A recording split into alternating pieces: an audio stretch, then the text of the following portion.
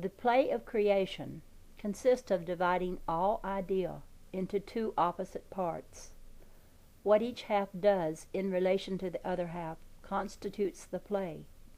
Such divisions into halves are male and female, buyer and seller, positive and negative, compression and expansion, and countless other divisions of ideas into unbalanced pairs for the purpose of expressing those ideas.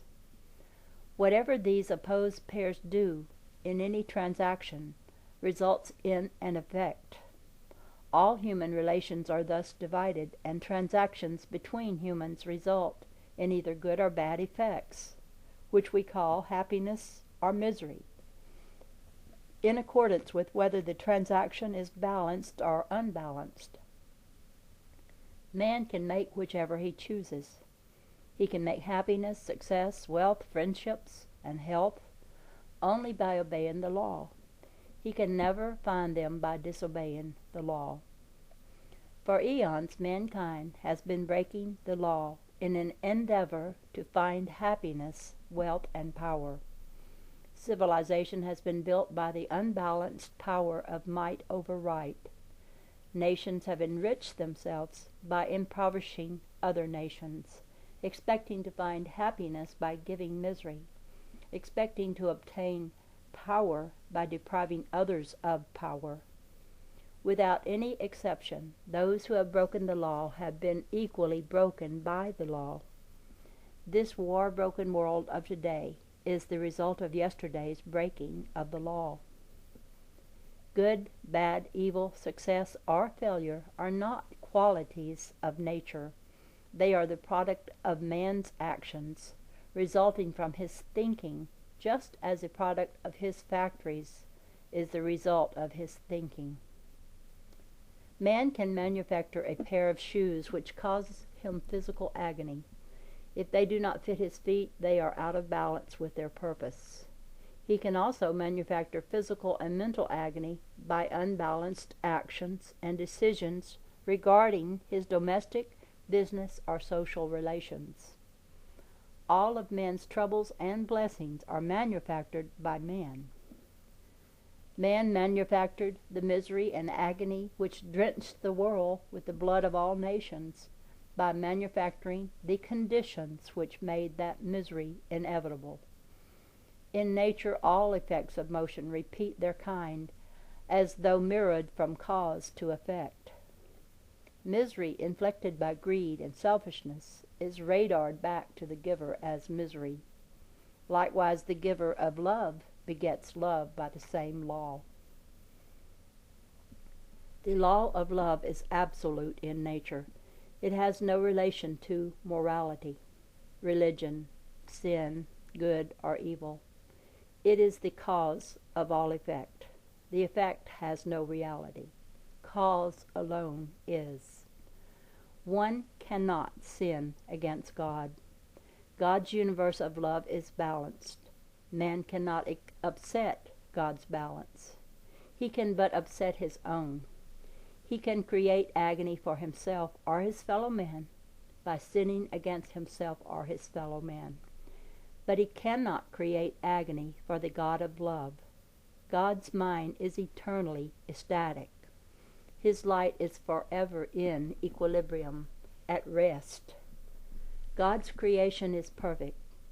To the God mind, all stages of the working of creation are always perfect, no matter how unbalanced by unrhythmatic or unrhythmatic is the interchange between any of the opposites of creating things. That unbalance is in them is balanced in God, just as the unbalance of the lever is balanced in its fulcrum. In this respect, I again quote from the Divine Illiad. All men will come to me in due time, but theirs is the agony of awaiting. That means the agony is man's alone. For man is manifesting God's ideal of cause and effect in his creation by unbalanced actions as well as by balanced ones. For that reason, man's prayer to God should be to ask for knowledge and wisdom to manifest God worthily, in order that his thinking and his acting shall have the balance of the light in them. When we ask forgiveness for our trespasses, or we forgive those who have trespassed against us, it should not be in the sense that we have trespassed against God, or caused him grief or sorrow because of our acts, for that is impossible. It should be in the sense that we have trespassed against ourselves and our neighbors by breaking the law of rhythmic balanced interchange in our dealings with them. We thus hurt ourselves and every other man on earth by lowering the standard of all mankind. Conversely, every balanced act raises the standard of all mankind, but no unbalanced act can affect universal balance. From the Creator's point of view, it is cause and effect working perfectly in accordance with universal law. Many of man's prayers ask God to violate universal law in order that man may escape the hurt brought on by his own unbalanced acts. All through the war, such prayers arose from every home and pulpit, asking the balance of peace and love to arise from conditions of unbalance made by man himself. Many even blame God for their own actions. How often we have heard people say, if there is a God of love, why does he permit such suffering in the world? Many go farther and say that God is punishing man for his sins. Many talk of a God of wrath and a jealous God. Such misconceptions of God and creation arise from a complete misunderstanding of the quality of love which the Creator has for his creation. This misunderstanding must be clarified.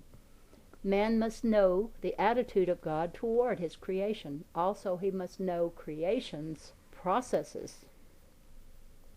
Creation is the imaged effect of a real cause. The cause is the desire of God to express his balanced, formless, changeless ideal by dividing his ideal into many parts, giving it many imaged forms, and setting those forms in motion to express the ideal in sequences of changing events. Motion and effect only seem, they have no reality. God's attitude toward his creation of a universe of cause and effect is like a man's attitude toward his own creations. The playwright conceives an ideal for a play. It must be based upon cause and effect, governed by the universal law of love, for there is nothing in creation which is not so based. He divides his concept into its many parts, unfolding a story that always depicts transactions between pairs of opposite conditions, which manifest the working of universal law. He loves his concept, his imaginings, and all of the effects he is creating because of the balanced and unbalanced interrelations between his characters working out the law. In the plot are good and bad, hero and villain, saint and sinner, dark and light, humor and pathos, happiness and agony, kindliness and intolerance. Without these there would be no play. The playwright loves each part of his creation equally with the whole as one ideal. To be a master playwright, each part must be true to universal law. Perfection for him means making everything work truthfully, in balance with universal law. During his entire period of creative expression, his mental attitude is that of ecstasy, which always accompanies every masterful creation. There is no change of emotion in that ecstasy. He does not hate the villain, but despise the meanness of the cheat in his play, or become angry because of intolerance of another character. Nor does he express the opposite emotions of joy, love, or happiness because of those happenings which we call good in the play. The master playwright could not do this if he would, for it is not in the nature of the unchanging God mind to express all of these different emotions at one time. These different emotions are but the imagining of different parts of the whole, and all imagined parts void each other in the whole. God's whole mental attitude is the changeless one of love,